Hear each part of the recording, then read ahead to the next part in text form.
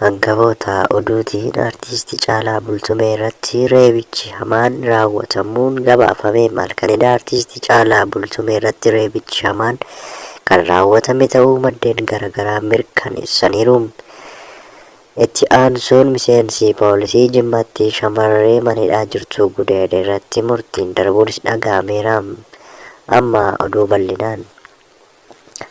Godina Jimmaatti miseensi poolisii qajeelcha poolisii magaalaa Aggaarotti dubartii manidhaa keessa turte baasuun gudeedee hidhaattiin adabamu abbaan alangaa godinichaa BBC'tti himeera. Abbaan alangaa godina Jimmaatti haati adeemsaa qorannoo yakka dubartoota daa'immanii fi namaan daldaluu aadde Samiiraa Mul'isaa BBC'tti akka himanitti yakki kun dubartii umriin ishee waggaa 14 hanga 16 gidduutti argamu irratti raawwatame jedhaniiru.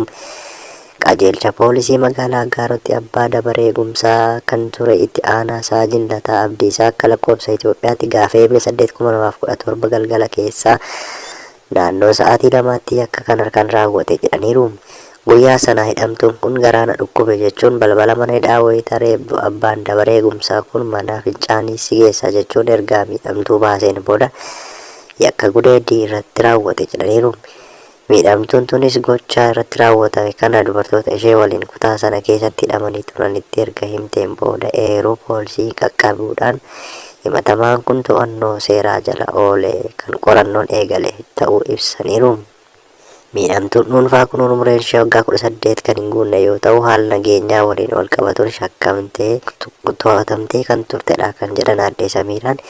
Miidhamtuun kun umriin ishee waggaa 18 gadidha kan hidhamte haala yeroo waliin kan wal qabatudha jechuun yakka akkasii yeroo akkasii kana ammoo seera idileetiin waggaa 18 gadi kan jedhamu ilaalamuu dhiisuu mala jedhaniiru. Abbaan alangaa magaalaa Aggaaroo eeruu dhiyaate bu'uura godhachuudhaan qondaalli poolisii nama to'annaa isaa jala jiru irratti akka gudeeddii raawwate kana galmee banee ragaa qindeessuun abbaa alangaa godina Jimmaatiif dabarsee jechuun ibsaniiru.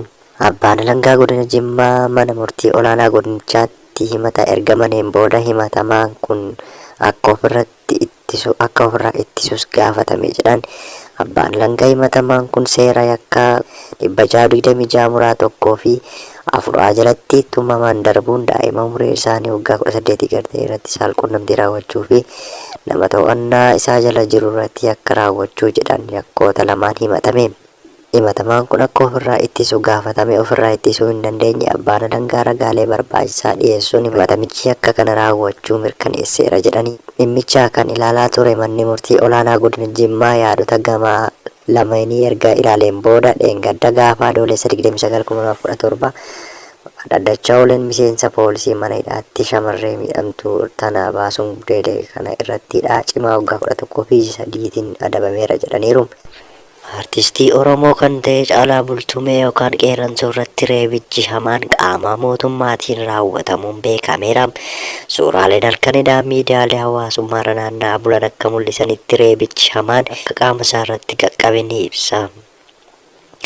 Haa ta'utii gabaasa guutuu dhimma kana jala buunee kan hordofnee simbiraan qaqqabsiisnu ta'a. Yeroo ammaa kana wanti qabatamaan jiru artistii kana irratti reebichi cimaan akka gaggeeffamee jiru namoota isatti dhiyaatan irraa odeeffanneerra.